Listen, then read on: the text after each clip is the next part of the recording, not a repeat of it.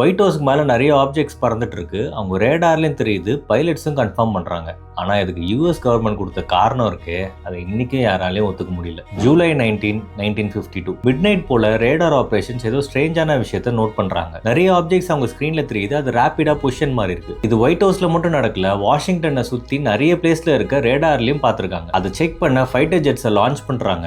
அப்பதான் ஒரு ஸ்ட்ரேஞ்சான விஷயம் நடக்குது. பைலட்ஸ் அந்த ஆப்ஜெக்ட் நெருங்கும் போது அது சடனா டிசப்பியர் ஆனதாகவும், அதை விட்டு தாண்டி வரும்போது அது திரும்பி வந்ததாகவும் சொல்றாங்க. இது அன்னைக்கு மட்டும் இல்ல, ஒரு வாரத்துக்கு அப்புறம் திரும்பி நடந்திருக்கு. ரேடார்ல தெரியும், பைலட்ஸ் போவாங்க, கிட்ட போனதும் மறைஞ்சு போயிடும். இந்த விஷயம் மீடியா நியூஸ்ல பயங்கரமா பரவ ஆரம்பிக்குது. இதை அட்ரஸ் பண்றதுக்கு ஒரு லார்ஜஸ்ட் பிரஸ் கான்ஃபரன்ஸ் கண்டக்ட் பண்ணி அவங்க சொன்ன காரணம் டெம்பரேச்சர் இன்வர்ஷன். அதாவது வெதர் கண்டிஷனை பொறுத்து warm and cold air bend ஆகிற சிக்னல் ஒரு இல்யூஷனை கொடுத்திருக்கலாம், அதை ரேடார் டிடெக்ட் பண்ணிருக்கலாம்னு சொல்லியிருக்காங்க. பட் இந்த ரீசனை பலரும் ஒத்துக்கல. ஒரு ரேடார்ல நடந்திருக்கலாம், பட் மல்டிபிள் லொகேஷன்ஸ்ல ரிப்போர்ட் பண்ணிருக்காங்க. பைலட்ஸ் அன்யூஷுவல் லைட்ஸை பார்த்திருக்காங்க, அதுவும் 2 வாட்டி நடந்திருக்கு. ரேடார் ஆபரேஷன்ஸும் இதுக்கு கம்ப்ளீட்டா கன்வின்ஸ் ஆகல. 70 வருஷம் ஆகியும் இன்னைக்கு கவர்மெண்ட் எதையோ மறைக்குதுன்னு தான் தோணுது. நீங்க என்ன நினைக்கிறீங்க?